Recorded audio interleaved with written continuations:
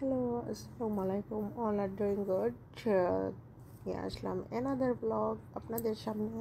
আমার চিকেনগুলো কীভাবে আমি প্রিপেয়ার করবো আর কীভাবে ধুবো।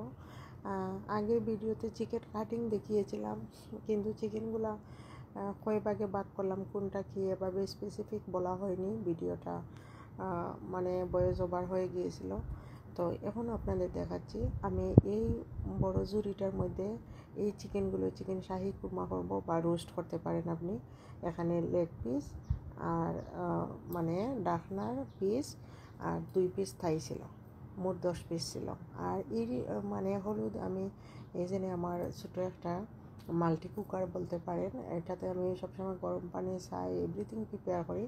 তো গরম পানি দিয়ে নিচ্ছিলাম আর একটু সিরকা দিয়ে মাংসটা চিকেনটাকে আমার খুব ভালো করে ধুয়ে নিচ্ছিলাম, যাতে কোনো ধরনের গন্ধ না থাকে। চিকেনে এক ধরনের গন্ধ থাকে। আমি ব্রয়লার চিকেন, বিশেষত ব্রয়লার চিকেনের ক্ষেত্রে আমি অলওয়েজ সিরকা দিয়ে আর গরম পানি দিয়ে দিই। আর গরম পানি অতটুকু গরম থাকে যে এই জলের মধ্যে আমি হাতটা ডুবাতে পারি। আপনি একটু আরও সামান্য গরম দিতে পারেন যদি হাতে গ্লাভস পরে নেন। তো হাতে গ্লাভস পরবো, তারপর কাজ করব। অনেক সময় গ্লাভস কোথায় রাখি খুঁজেও পাই না, তাই নিজের হাতে কাজ চালিয়ে নিই বা চালিয়ে যাই। তো আপনাদের দেখাচ্ছিলাম আমি প্রথমেই আমার মানে রোস্টের চিকেনগুলো কীভাবে ধুয়ে নিচ্ছিলাম। বড় বড় চিকেনগুলো ভালো করে কুচলে আর সিরকা আর গরম পানি দিয়ে ধুয়ে নিচ্ছিলাম। এখন এটা জুড়িয়ে ধুয়ে নিলাম, ধুয়ে জুড়িতে রেখে দেবো। এটা আমার উঠিয়ে নেওয়ার পালা। আর একটু ময়লা আমি দেখতেছিলাম। আমি কিন্তু খুবই কুতকুতে স্বভাবের মানুষ, আর আমার খাবার দাবার খুবই সবসময় নিট অ্যান্ড ক্লিন থাকতে হবে। আমি অন্যের হাতের খাবার যদি নোংরা দেখি তাহলে আমি খাইও না। আমি নিজেই কষ্ট করে দোয়া করবো, রান্নাবান্না করবো, সব কিছু প্রিপেয়ার করে ফ্রোজেন করবো বা ফ্রিজে রাখবো। তারপর হচ্ছে যখন মন চায় রান্না করব বা প্রয়োজন বোধে রান্না করব। এভাবেই আমার মানে জীবনযাপন বা আমার খানা দানা চলাফেরা আপনাদের সাথে শেয়ার করি আর কি।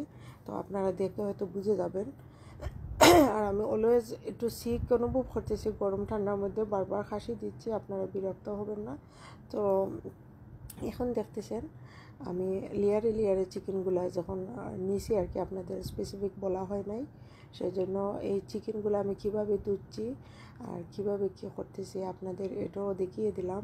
এভাবে যদি চিকেন ধুয়ে ফ্রোজেন করে ফ্রিজে রাখেন, অনায়াসে 2-3 মাস রাখতে পারবেন, নষ্ট হবে না, যখন মন চা খেয়ে নেবেন। এগুলো হচ্ছিল আমার চিকেন চাপের জন্য। এখানে থাই ছিল 2 পিস, বাকিগুলো ব্রেস্টের পিস। আমি মোট 7 থেকে 8 পিস চিকেন নিয়েছিলাম থাই চিকেন চাপ বানানোর জন্য, কিন্তু বড় বড় পিস আবার স্লাইস পাতলা ছিল। তো আপনারা হাত দিচ্ছিলাম যখন অবশ্যই দেখতেছিলেন।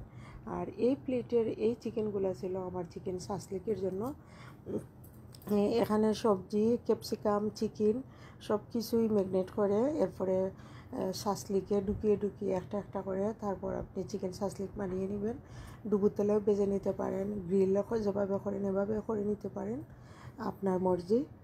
আর এরপর এগুলো ধুয়ে রাখার পর তারপর হচ্ছে আমার যে চিকেনগুলো আমি রামেন খাবো বা নুডলসে রান্না করব, এই চিকেনগুলো ধুয়ে নিচ্ছিলাম। তো এই চিকেনগুলো ধোয়া শেষে খুব ভালো করে কষলে আমি ধুচ্ছিলাম। এখানে চিকেনের লিভারগুলোও ছিল, তো চিকেনগুলো ধুয়ে নেওয়া হচ্ছিল। তারপর হচ্ছে আমি এগুলো উঠিয়ে রাখবো। আর প্রচুর রক্ত, মানে মানে এই চিকেন থেকে প্রচুর ব্লাড আর ময়লা বার হয়েছে গাইজ, আপনারা দেখতেছেন। আর এই তো ফাইনালি এটা দিয়ে আমি পেশোয়ারি চিকেন রান্না করব, আপনারা দেখে নেবেন। খুবই মজা করে আমি রান্না করবো আর রান্নাটার রেসিপি আপনাদের সাথে শেয়ার করবো। এখানে 2টো হোল চিকেনের হাড় চিকেনগুলো ছিল, যে চিকেনগুলো তোরা মাংস লাগাইল থাকে, বাট এগুলা চাইলেও আর এগুলো থেকে চিকেন মানে মাংসটা বের করা যায় না, এগুলো হাড় মাংস থেকেই যাবে। এগুলো ছিল ফাইনালি আমার চোজের বা পছন্দের। এগুলো দিয়ে আমি পেশোয়ারি চিকেন কিভাবে রান্না করি আপনারা দেখবেন, খুবই মজা করে। আর কিভাবে আমি নুডলস, পাস্তা বা রামেন রান্না করে এই পেশোয়ারি চিকেনটা দিয়ে খাই আপনাদের সাথে শেয়ার করব। তো গাইজ, সবগুলো চিকেনের মাঝে এটা ছিল আমার ফেভারিট চিকেনের পার্ট। আর আমি 2টা হোল চিকেন দিয়ে নর্মালি 5টা আইটেম বের করে ফেললাম। তো আপনারা এভাবে যদি চিকেন কাটেন আর চিকেনগুলো এভাবে দাপে দাপে সুন্দর করে ভালো করে ধুয়ে দাপে দাপে মানে জিপার ব্যাগে ফ্রোজেন করেন, তখন আপনার রান্নার ক্ষেত্রে আর গোলমাল লাগবে না। কোনটা দিয়ে কী করবেন আগে থেকেই ভেবে রাখবেন। এভাবেই চিকেনটা কেটে নেবেন আর ভালো করে সুন্দর করে মানে সিরকা দিয়া গরম জল দিয়া ধুয়ে নেবেন। আর এরপর মাস 1.5 মাস 2 মাস আপনি রেসিপি বানান, রান্না করে খান, কোনো সমস্যা নেই।